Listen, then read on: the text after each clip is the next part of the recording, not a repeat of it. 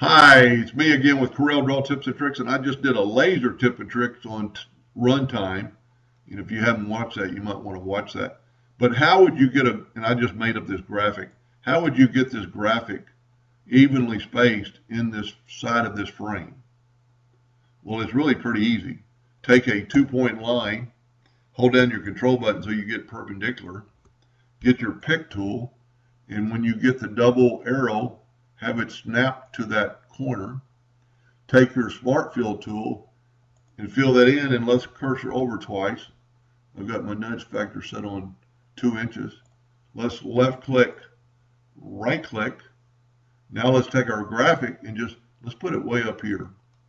Now you've got it selected, hold down the shift key and select your box and hit EC, and that made it perfect.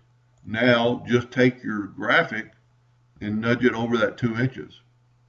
And with that said, you could also do this, Control D. And if it's on a board, it wouldn't really matter, but you're doing it, I didn't get the crosshair. And it'll snap to it. Do the same thing on this side, but it'll also help you get this top. Smart Fill tool, cursor it up, left click, right click, and then bring in your laser, and let's put it over here this time, just so it looks, so you can see the change. You've got it selected, hold down the shift key and hit EC. Then you can just cursor over your text down, and now everything is in the center where it should be, and you can do that on all 4 sides. And then of course remember to remove your lines.